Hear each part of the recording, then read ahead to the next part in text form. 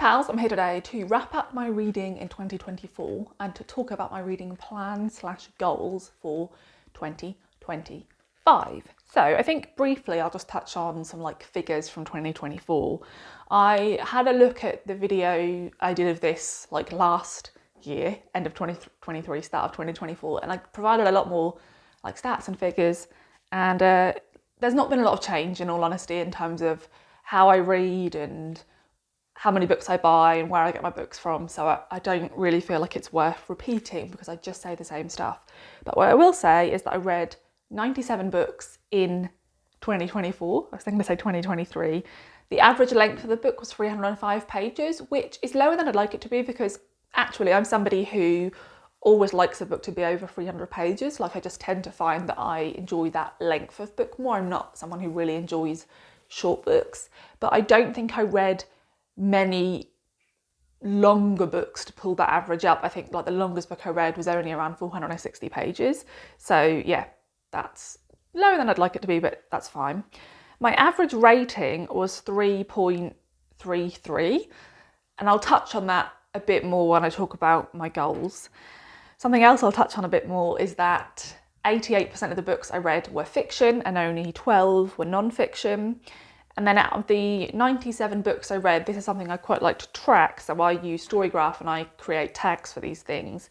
49 of them were library books, 17 were audiobooks, and 31 of them were books that I physically own. They might have been books I had picked up before 2024, or quite a few of them. In fact, 11 of them were pre-orders, books that I pre-ordered in 2024 and read them pretty soon after them arriving, and then 3 of them were rereads. So yeah, kind of around half of those 31 reads from my own shelves were from books I'd had for longer than a year or so. And so the other thing I wanted to factor in is how many books I DNF, because I DNF on average a few books a month. I talk about my DNFs every month over on my Patreon, and I checked and I DNF'd 35 books, which is around where I thought it would be.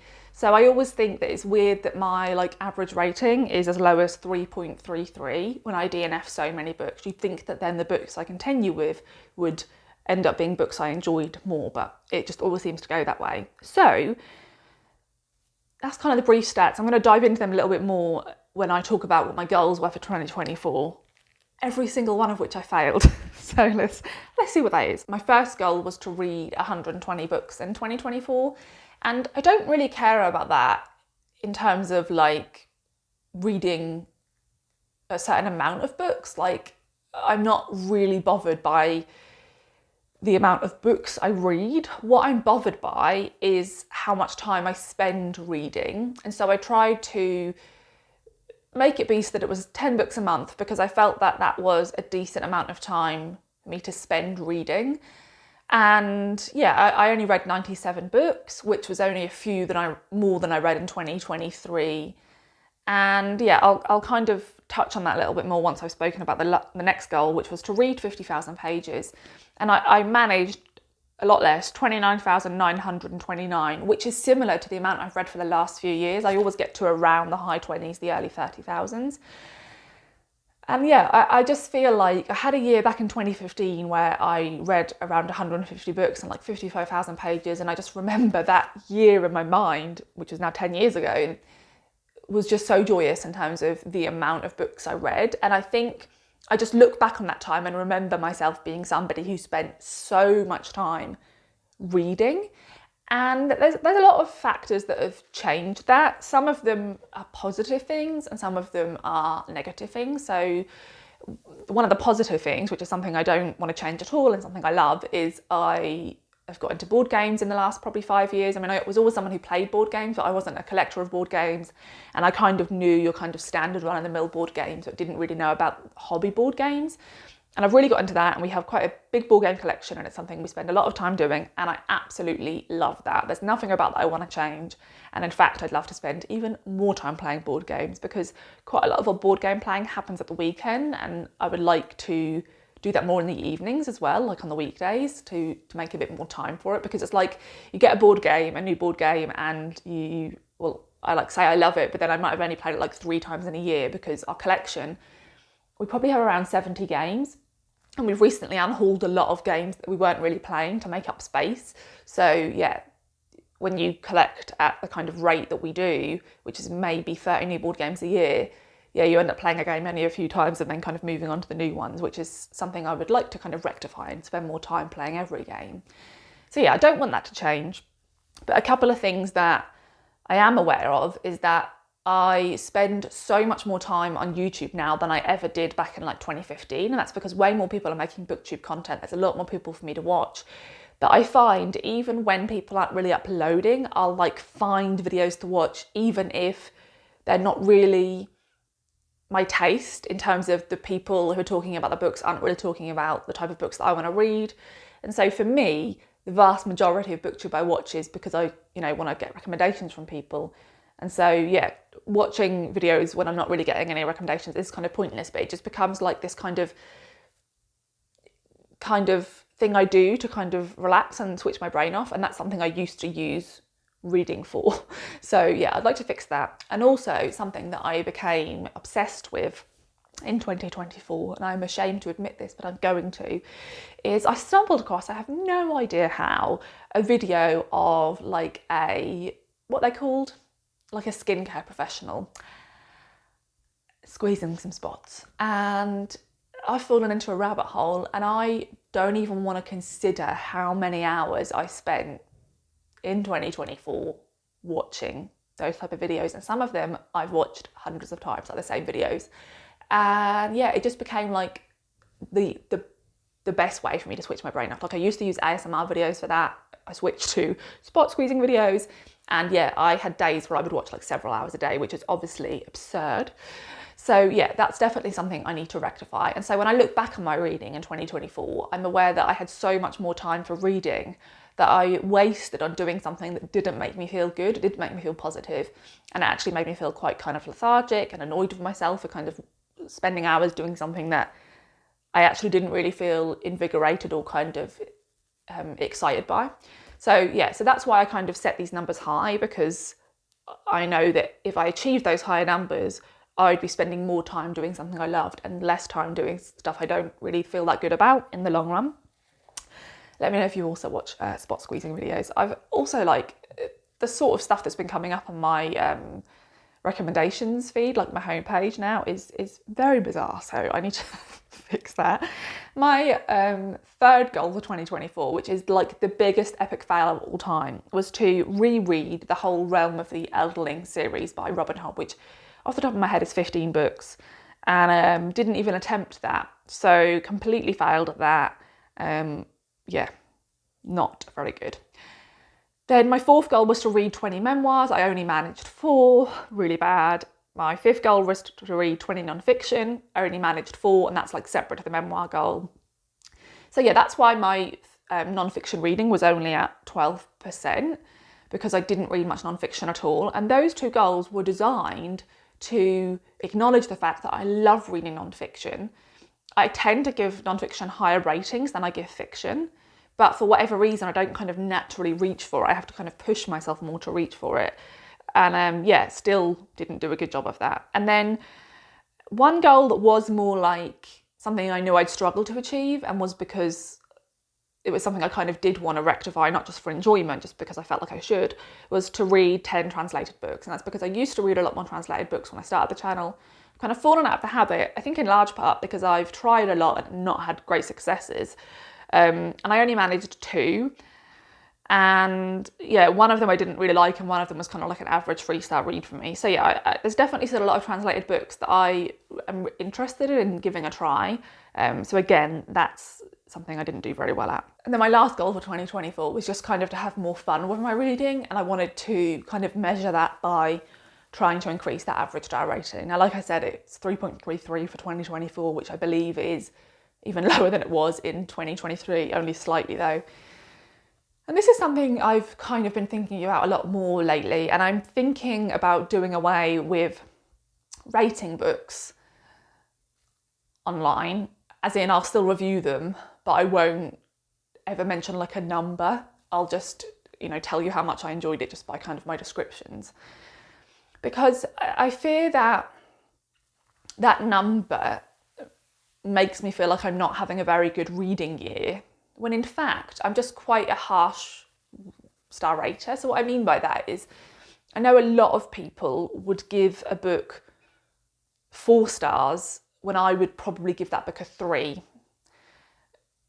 Because I view a 3 star as a positive rating, but yet when I look at my average and see 3.3, I view that as negative, which is kind of skewed, right? So, and also another factor of that is that I find the star rating a really big pressure thing. Like that doesn't really do anything like for me, does it? Like the star rating system, if I was somebody who, like before I started the channel, I'd used Goodreads for about 6 months.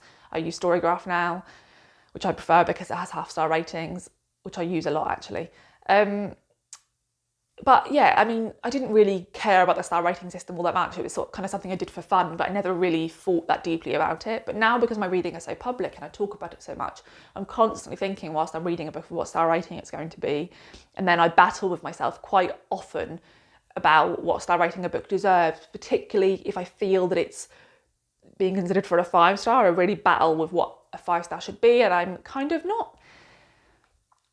Yeah, I think I am a little bit fearful of like, oh, this is kind of out there on the internet of me saying this book is a 5 stars, and like, what if people come up with like valid critiques for it, and then I'm just like still there saying it's 5 stars because the video is still live.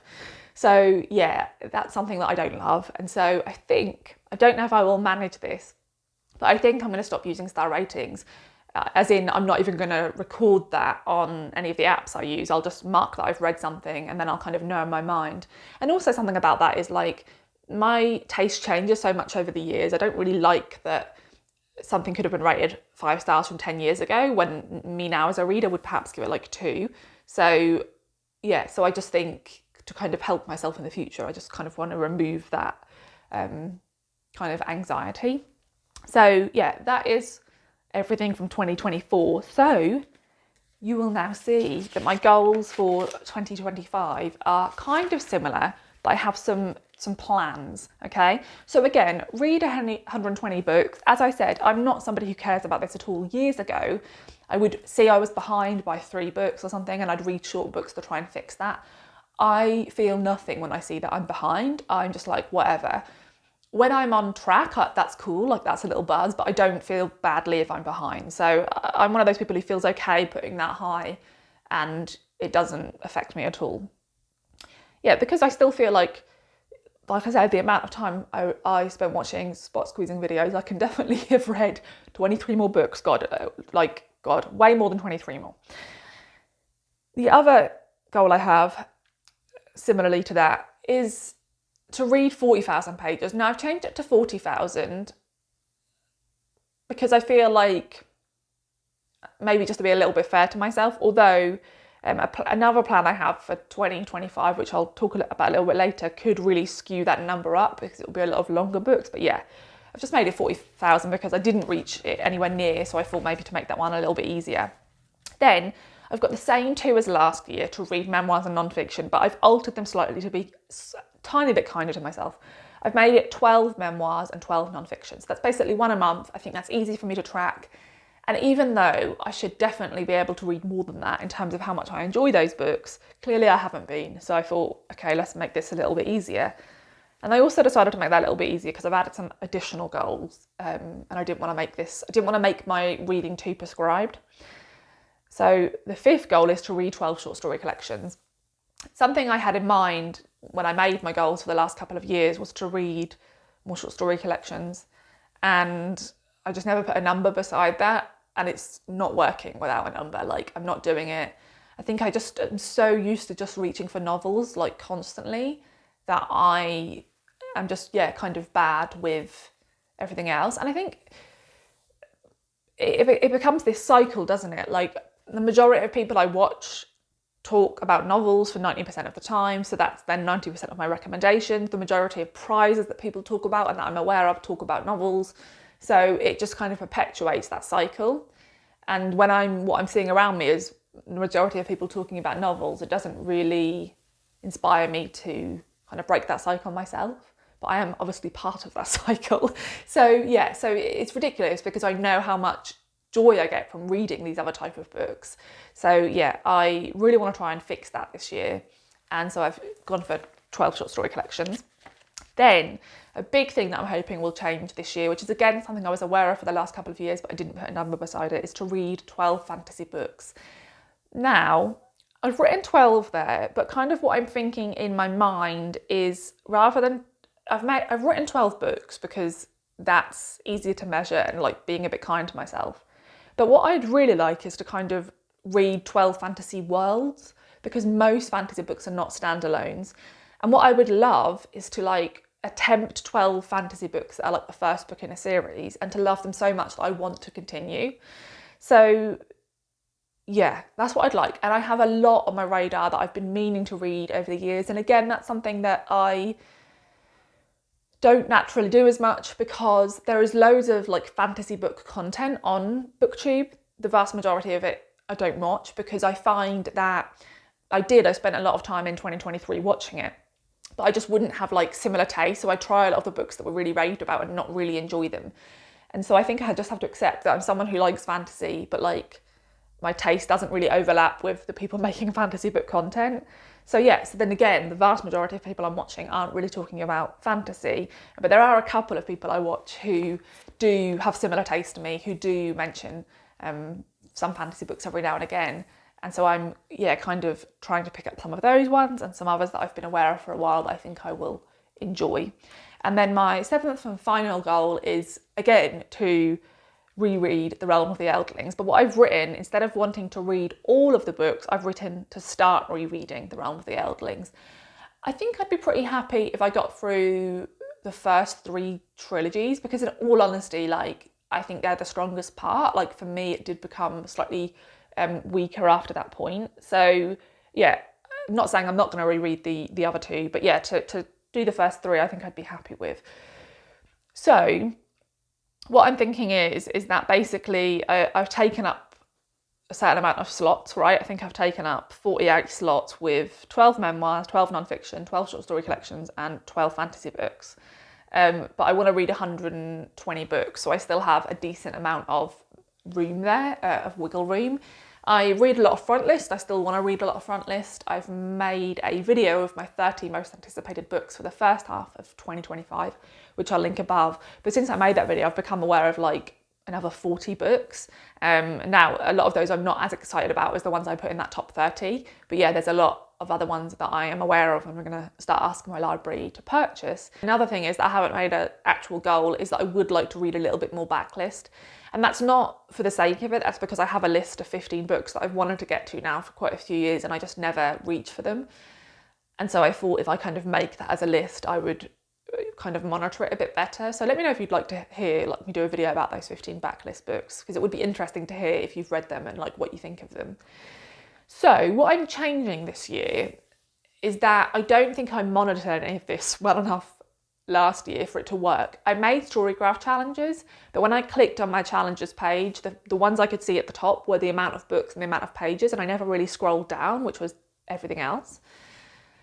And so rather than make Storygraph challenges, I just prefer old school methods. I'm someone who very much enjoys sitting with a notebook and pen, and not like a basic notebook, the type of thing you use at work, like A4 lined, like, yeah, the sort of thing you can get in a bundle, and loads of scribbles all over it, like it's not fancy.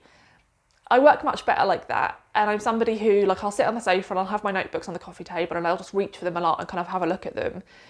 And so what I'm thinking is that every quarter I'll make a list on my notebook of the books that I'm considering reading for each of those challenges, so 3 books for each of them. And I don't have to stick to that religiously, but it just gives me an idea that I want these type of books on my radar and these are some good options I have. And also because I read a lot from the library, it'll remind me that I need to like reserve these books to like get them in time for that quarter. And so I think what I'm going to do is this weekend coming, I think I'll upload a video for the first quarter and I'll talk about some of the books I've got listed. And actually it's quite exciting because a lot of the books I'm going to kind of prioritise are ones that I've just seen people talk about in their favourites of 2024. And so I'm kind of feeling more inspired to get to them. So yeah, that's kind of my thought process.